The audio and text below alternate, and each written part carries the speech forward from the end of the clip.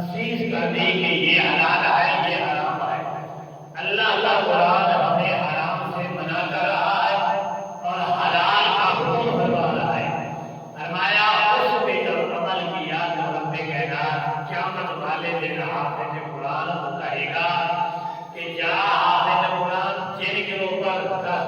10 آدمی کے اوپر جہنم واجب ہو چکی ہے، 10 آدمی کو جنت ملے گا۔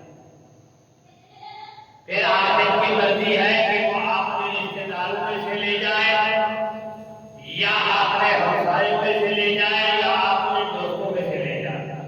جن کے اوپر جہنم واجب ہو چکی ہے وہ جہنم کے اندر جائیں گے، اس کا کوئی اور طریقہ نہیں۔ وہ حافظ جس کے اوپر ہاتھ رکھے گا کہ مولا اس کو معاف کر دے، رب کائنات کہے گا جنت میں لے گا۔ اور اسی طرح یعنی 10 آدمی کو کہے گا جو جنت میں لے جا، وہ جنت میں لے کر چلا جائے گا۔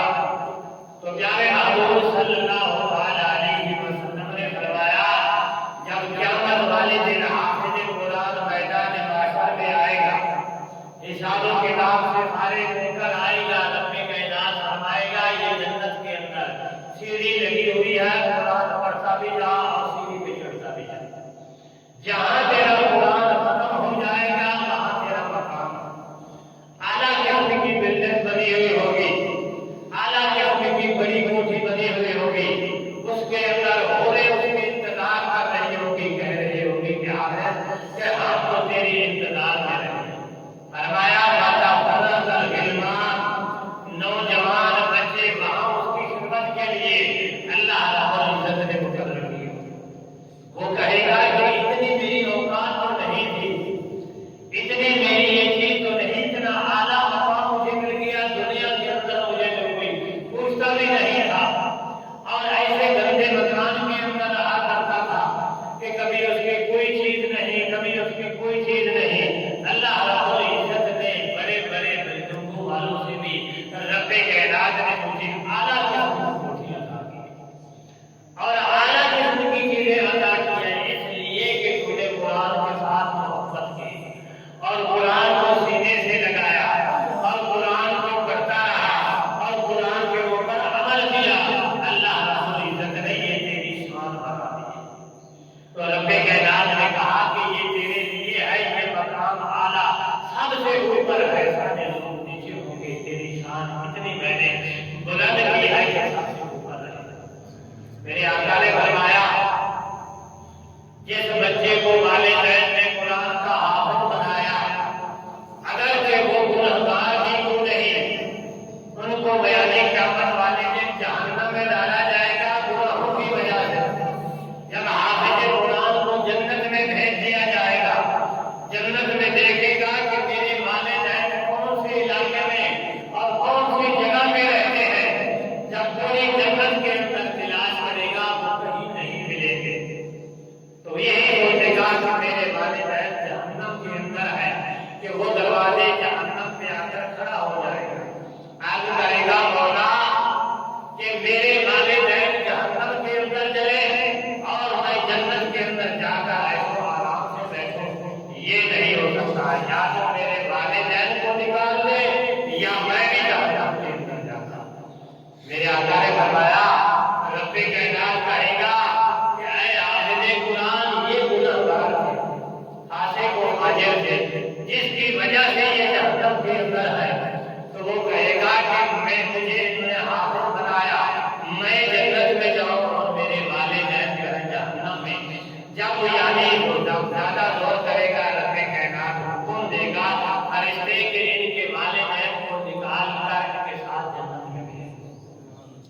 اور دوسری دفعہ یہ کہا کہ اگر وہ نہیں نکالیں گے، جب حافظ قرآن جہنم کے اندر پاؤں رکھے گا وہ جہنم ٹھنڈی ہو جائے گی، لوگ کہیں گے کہ جہنم کے اندر سکون آ گیا، پھر اعلان ہوگا کہ یہ حافظ قرآن کے والدین جہنم کے اندر جل رہے تھے، آپ نے والدین کو نکالنے کے لیے آیا ہے، جہاں پاؤں رکھا جہنم ٹھنڈی ہو گئی، وہ اپنے والدین کو حافظ نکال کر جنت میں لے جائے گا۔ یعنی قرآن کے حافظ کی اتنی شان ہے، شرط یہ ہے کہ اس نے حلال کو حلال جانا اور حرام کو حرام جانا، تب اس کو یہ انعام ملے گا۔ اگر وہ یہ نہیں کہ حلال آئے تو وہ بھی یعنی دم رکھے اور حرام آئے تو وہ بھی دم رکھے، یعنی حلال حرام کی پہچان نہ کرے تو اس کے لیے وہ تو بے عمل ہے۔ اس کے بارے میں میرے آقا نے فرمایا کہ اگر کتابیں اٹھا کر گدا کے اوپر رکھنے کتابیں اٹھانے کی وجہ سے وہ عالم یا حافظ نہیں بن سکتے. فرمایا وہ اسی طرح رہے گی. تو فرمایا حافظ کی مثال بھی اسی طرح ہے کہ قرآن کو اس نے پڑھ لیا اور قرآن کو یاد کر لیا, اس پہ عمل نہیں کہا, نہیں کیا, تو سمجھ لیں کہ جس طرح گدے کے اوپر کتابیں رکھنی ہے وہ بھی اسی طرح اپنے ساتھ قرآن اٹھا کے پھیلا. یعنی اس کی کوئی شان نہیں ہے, شان اس کی ہے جس نے عمل کیا. اور یعنی میرے آقا نے جس طرح فرمایا اس نے عمل کر کے دکھایا. اللہ رب العزت نے فرمایا کہ وہ ہی حافظ اگر قبرستان سے گزرے گا تو قبر پر بھی نہیں جا سکے. میرے آقا نے فرمایا کہ ایسے نیک بندہ اور اتنے قرآن حفظ کیا اور نیک سالے بنا قبرستان میں جا کے کھڑے ہو کر قرآن کی کوئی صورت کی تلاوت کرتا ہے اور ان قبرستان والوں کو بخش دیتا ہے, اللہ تبارک و تعالیٰ اس کی مجھ سے فرماتا ہے. مذہب المجالس کے اندر کی حکایت لکھی ہے. ایک آدمی کی بچی فوت ہو گئی, وہ قبرستان میں دفن کر کے آیا. کچھ عرصے بعد جا کے دیکھا کہ بچی کو دیکھو کہ کس حال میں, جا کر دیکھا کہ اس کے بال بالکل سفید ہو گئے, حال اس کا بڑا خراب ہو گیا. دیکھ کر پریشان ہو کے واپس آگے ہوتا رہا, قرآن پڑھتا رہا, اس کو روح کو بستا رہا. پھر کچھ وقت گزرا, پھر کیا کہ آپ جا کر بچی کو میں دیکھتے ہو, جا کر دیکھا اس کے بال سیاہ ہے, بچی بڑی خوش ہے, اس کے بال پھول بڑے ہیں, کھیل رہی ہے, بیٹھا. وہ حیران ہوا کہ پہلے میں آیا تو اس وقت یہ عذاب میں مبتلا تھا. شکل اس کی قربان اس کے بگڑے ہوئے تھے, اس کی شکل پہچانی نہیں جاتی. اب تو بڑی خوش بیٹھی ہے, یعنی اس کے پاس کھلونے بھی بڑے ہیں اور ہر چیز بڑی ہے. اس نے پوچھا بچی سے, بتا کہ میں پہلے آیا تھا تو اس حال میں تھی, اب آیا ہو تو اس حال میں ہے, اس کی وجہ کیا ہے؟ اس نے کہا کہ جب تم پہلے آیا تھا اس قبرستان میں ایک شرابی کو دفن کیا تھا, اس کے اوپر جو اللہ کا عذاب آیا ہم سارے قبرستان والوں سے متاثر ہو گئے, ہمارے اوپر بھی عذاب آیا. اور فرمایا کچھ عرصے کے بعد یعنی ایک حافظ قرآن جب دنیا سے چلا فوت ہو گیا, اس قبرستان کے اندر جو دفن کیا اللہ رب العزت نے اس کے صدقے سے سارے قبرستان والوں کا عذاب کر. اس لیے تو میرے آقا نے فرمایا ہے کہ نیک آدمی کا تم جنازہ پڑھا کرو. کیوں جو کچھ لوگ وہ ہوتے ہیں جو جنازہ پڑھاتا ہے جنازے کی بخشش ہو جاتی ہے, کچھ لوگ وہ ہوتے ہیں جس کا جنازہ پڑھا جاتا ہے وہ نیک ہوتا ہے, اس کے جنازے پڑھنے والے بخشش کرتے ہیں.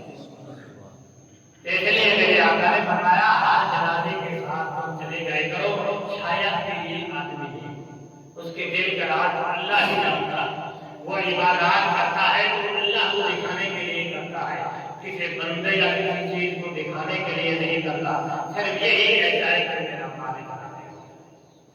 تو پیارے محبوب صلی اللہ علیہ وسلم نے ہمیں حکم فرمایا جب جنازہ گزرے اس کے ساتھ چلے جائے کرو, جا کر اس کا جنازہ پڑھا کرو. اگر وہ گناہگار ہے تو اس کے لیے بخشش کی دعا کرو, مولا اس کو معاف کر دے. کہ اگر وہ نیک ہے تم جنازہ پڑھو گے تو پھر تمہاری بخشش ہو جائے. ایک حکایت کہو تو میں سنا دوں اس کے بارے میں. رابعہ بصری جب فوت ہوئی, ایک کفن چور اس کا, یعنی جب مردہ دفن کر کے آتے تھے وہ ہر مردے کا کفن اتار کر رکھا.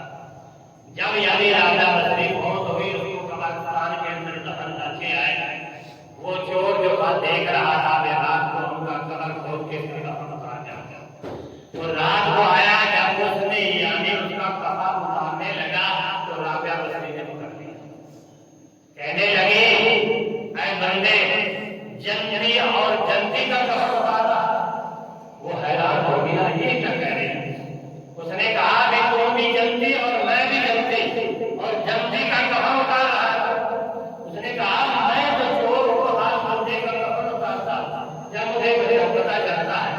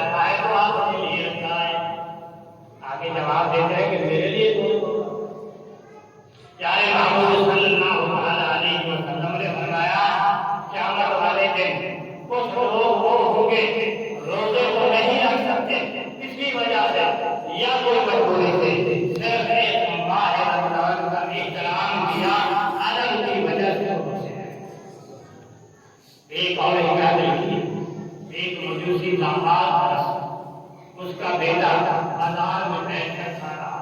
یہ ہمارا مسلمانوں کے لیے عبرت ہے جو کہتے ہیں کہ ہمارا دین بند ہو رہا ہے. سرے عام سیرت میں پی رہے ہیں, سرے عام والا میں کھا پی رہے ہیں. یہ ہمارے لیے عبرت ہے کہ کافر نے احترام کیا تو کیا ملا. اس کا بیٹا بازار میں کھا رہا ہے, باپ نے دیکھا آ کر خبر مارا کہ تمہیں شرم نہیں آتی.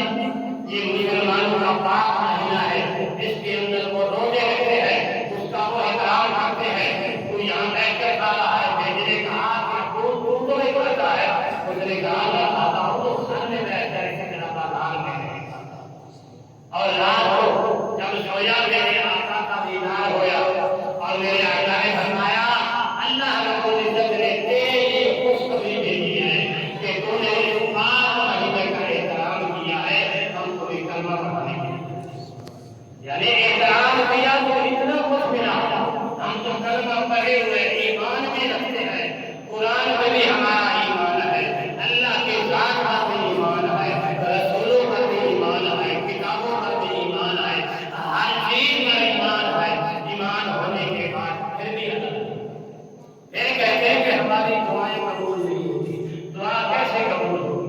ہم نے سارا سب کچھ دبا دیا, ہمارے بارے میں کچھ آئے تو اللہ کے دربار میں ایسا بات مہینہ آئے تو پھر بھی اس کا احترام نہیں کرتے اور اس کا ادب نہیں کرتے. اگر روزہ نہیں رکھتا کوئی مجبوری کی وجہ سے کم از کم اس کا احترام, اس کا ادب ہوگا جس کی وجہ سے میرے لیے وہ بخشش کا ذریعہ بنا ہے. اس لیے اللہ رب العزت نے فرمایا کہ جب یہ پاک مہینہ آ جائے اپنے آپ کو پاک کرو.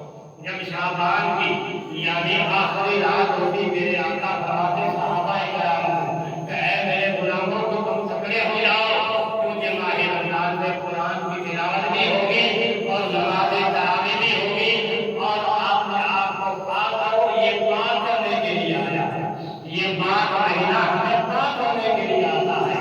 ہم اس سے پاک نہیں ہوتے بلکہ پہلے ہم زیادہ جو اس کا احترام نہیں کرتے, روزہ نہیں رکھتے, ادب نہیں کرتے تو صاف ظاہر ہے کہ ہم پہلے اگر اس کا احترام کریں, روزہ رکھے تو ہمارا دل اور جسم جو ہمارا پاک ہو جائے گا.